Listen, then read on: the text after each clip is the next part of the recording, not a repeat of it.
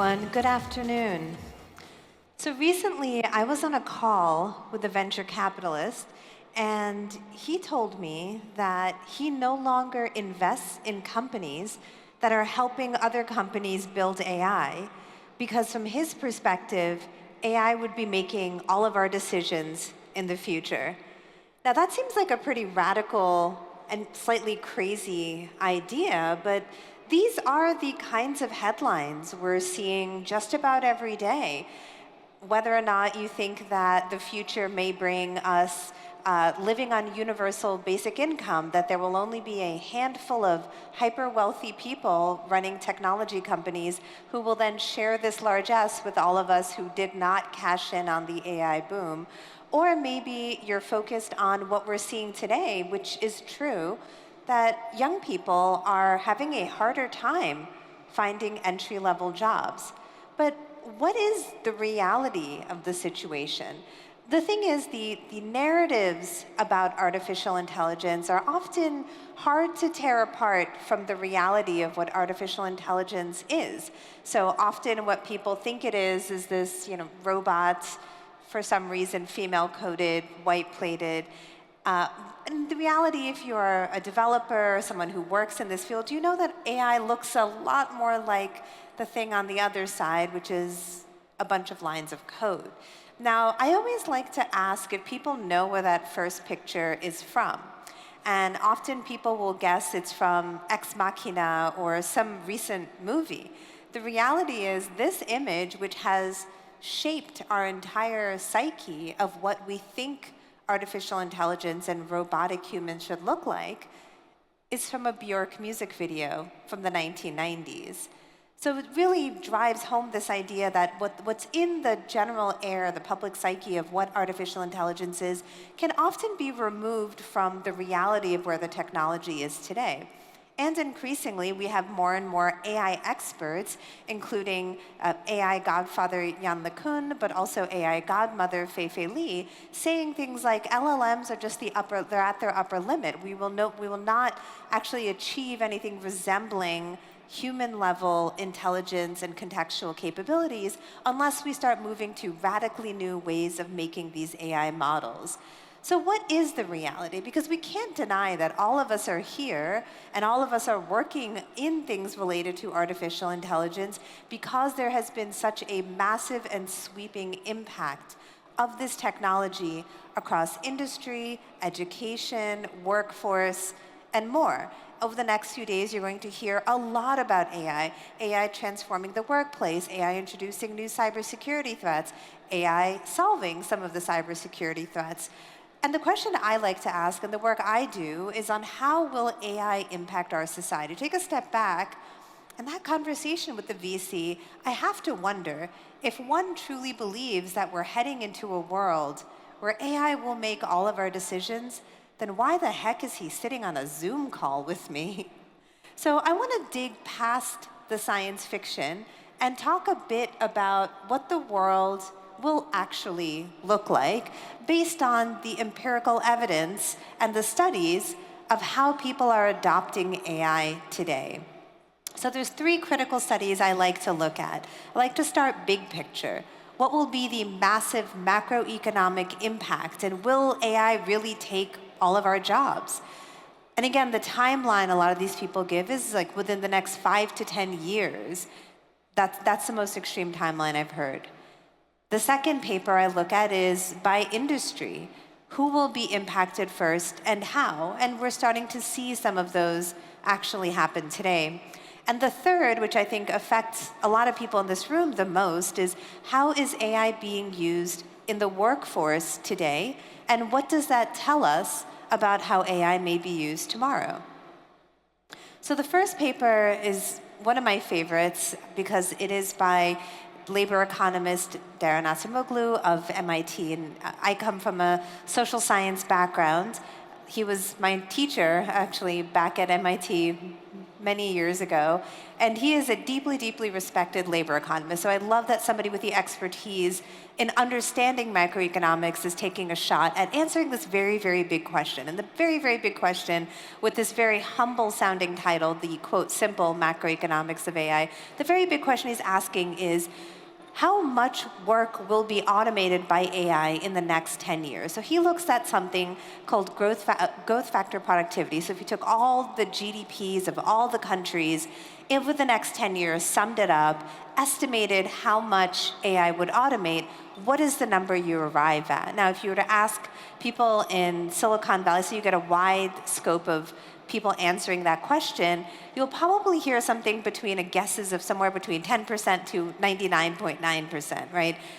But actually what he estimates is that the total factor productivity will be automated at a rate of sub 1%, so about 0.66 to 0.53%, which doesn't sound like a lot. And less than 1% is not exactly all jobs will be automated by AI, and it's certainly not every decision will be made by AI. But he calls it non-trivial but modest, and that's true, right? 1% or less than 1% of the entire productivity of the entire world is still quite a massive amount of automation due to one technology. But he goes even deeper and looks at where we're going to see this impact the workforce. The first is that AI advances are actually less likely to increase inequality, which is actually very interesting because that's counter to previous technological advances. And here's why, and this is also why AI has been giving us such a sense of existential dread about what the workforce will bring, even though we have had automation happening for decades. Everything from robotic process automation to even the internet is the automation of information sharing and information retrieval. Well, it's because every other technological innovation that we've had, everything starting from the steam engine onwards, has always been the automation of manual labor. The first factories made it so that we made products, shoes, hats, chairs, etc., much faster and with more standardization. And everything until AI has literally been that, taking some sort of a manual process, a physical process, and making it standardized and automated. Now, artificial intelligence is the first time we are automating knowledge generation. We have never seen that before. So what he's pointing out is that actually what we're doing is we are automating away the labor of white-collar jobs, which has never quite happened before like this. So what he's talking about is that the impact will be distributed across various different demographic groups, but it's not necessarily going to help or hinder. What it won't do is say, completely erase inequality, but what it will do is automate away certain types of labor and work. And he does point out that it may introduce negative externalities onto society. And again, today, one of the biggest things that we're seeing in the world that I am in, which is the world of responsible AI, which focuses not just on malicious actors, but also on unintended consequences. We're seeing terms like AI psychosis, cognitive offloading, manipulation, coercion, happening not because of a malicious actor, but because of an AI system that was not designed and safeguarded properly. So from my perspective, this one picture tells us how we should start thinking about what will and will not be automated by AI. And the last thing I'll add is, often some of the discussions about the future of work are quite simplistic because it assumes that work is a finite pie. Well, we know that every technological innovation, frankly, has always brought us more work, not less. So I would be deeply, deeply shocked if this new technology that can produce constantly somehow led us to doing less when we can be capable of doing more. The second paper was written by OpenAI working with economists, and it was written actually in the spring of 2023, so right after, like 6 to 8 months after ChatGPT changed how we thought about artificial intelligence. And it looks at the future of work and understanding automation or augmentation. And the big takeaway is this line towards the middle where it says, the findings indicate that about 80% of the workforce could have about 10% of their tasks automated, when about 19% of workers could see about 50% of their tasks impacted. Now that's starting to look a lot more like the real picture we're starting to see today, right? Because what we have is a knowledge generation, a knowledge synthesis machine, and a better information synthesis machine. So the kind of human labor that used to do that is now slowly being done by AI. Now what's fascinating to see is what this means in the real world, because knowledge synthesis is more than just writing a report, because actually knowledge synthesis can be writing baseline code or creating simple apps, things that are quite repetitive in nature that maybe a junior level person can do. So this is also interesting because, again, we're seeing some of this investment AI moving into things like journalism, like paralegal, et cetera, but it's not really impacting a lot of higher order functions. The third paper I like to talk about really starts getting into the human plus AI. Now that is, the human in the loop is probably the most overwrought and overused term in all of artificial intelligence. I want to talk a little bit about what that actually means and what does that really look like. So this is one of my favorite papers about what it looks like in the workplace today. So it's called the Cybernetic Teammate. It's also a very catchy title, the Cybernetic Teammate, and it looks at generative AI reshaping teamwork and expertise. What I really like about this paper as a quantitative social scientist, first is that it is a proper experimental design. Second is that they look at more than productivity. So one of the biggest problems, a lot of this measurement of automation in the workplace, a lot of these doom and gloom headlines, is that they just look at how much can AI produce. Well, guess what? Yes, a machine can produce more than a human. That is pretty much par for the course when it comes to something like AI, which again is a faster knowledge synthesis machine. I get it. That doesn't necessarily mean that information is good. It doesn't necessarily mean that information is useful or contextual, and that is a human's job. So they look at deeper metrics. They look at the quality of work. They look at the time to completion. And importantly, they look at the ability to assist non-expert workers, because one of the counter-narratives actually is that in the future, nobody will need to be an expert on anything, because much like Neo in the Matrix, you'll just be able to access whatever information you need when you need it and immediately be an expert on any topic. So let's start testing. Now the next few slides are going to be a series of bar graphs, but I will just explain all of them to you. So the first slide basically talks about how much AI impacts or improves the average solution quality. So if the baseline is an individual not using AI, a team performs better than a person alone. An individual using AI actually outperformed a team with no AI, but interestingly, the individual using AI and a team using AI were about on par with each other. So there could be some efficiency savings on whether an individual or a team is using AI as it relates to the average solution quality. So also, and again, this was the most interesting finding to me, is how did it impact experts versus non-experts? Because again, can you just take somebody fresh out of college, throw some AI at them, and they're going to code and program as good as your most senior developer? The answer is no.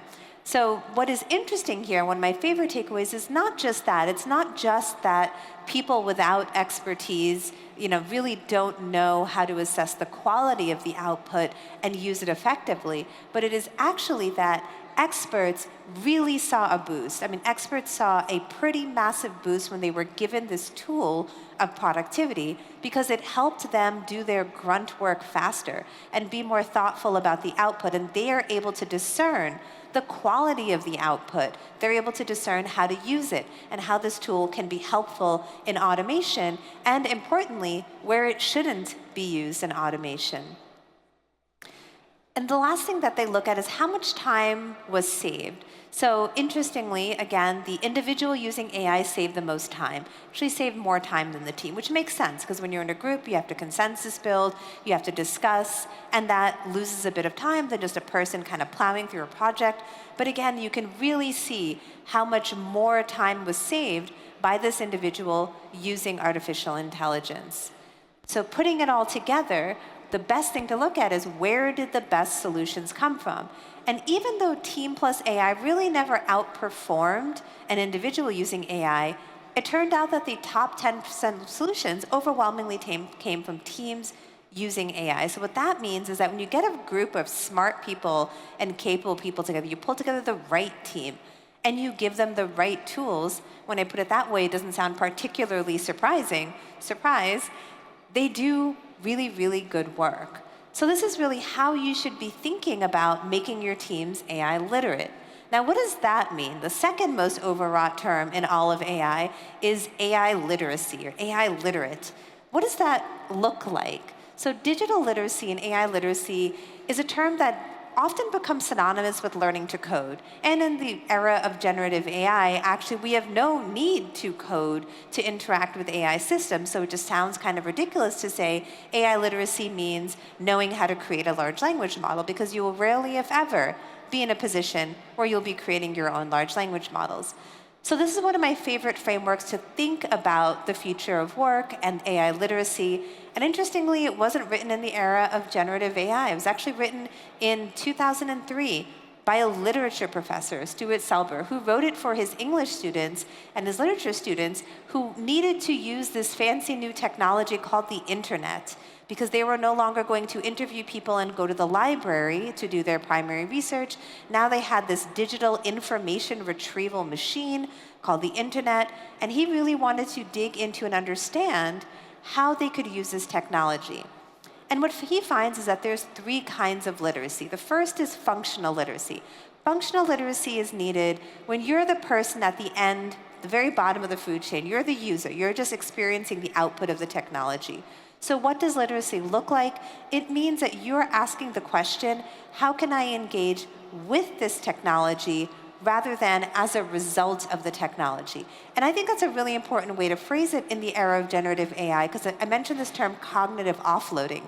One of the biggest fears is that we're just going to dump the thinking onto the AI machine, and then we will not actually discern good or bad output. And what that means is that's entering a world in which we're just engaging as a result. AI says go, and we go.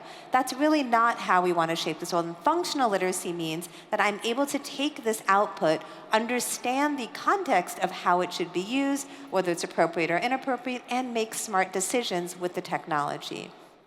The second is critical literacy. And I'm going to guess this is where most people in this room are. Critical literacy is when you're not the fundamental product developer, you're not the frontier model company, but you're somebody who's an intermediate. You may be building products based on generative AI technologies or as a function of generative AI technologies that is then going to somebody else.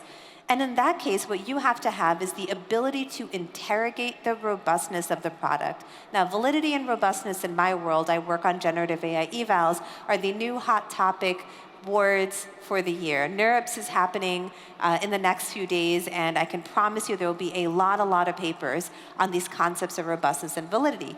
As a statistician, those words hold a lot of meaning, and what that means is that is the model able to perform in unexpected and a diverse range of situations? Critical literacy and functional literacy for the person who is a product owner means that you are able to interrogate how robust the product can be. You're actually able to pressure test and understand where will this perform well and where will this perform poorly. And the last is if you are the fundamental developer, you work at a frontier model company, you are writing the code, you're fine-tuning the model, you're gathering the data, and the questions you actually have to ask is, how does my product interact with society? And how can I appreciate what I have built as a socio-technical system? It is a product that goes out in the world, interacts with humans, human processes, and human institutions, and there is something that happens as a result. Now, what's fascinating is that the more technical the role is, the more hands-on you are with the fundamental code, you've probably noticed that the questions become more abstract and philosophical. So literacy is not just understanding how to program and code.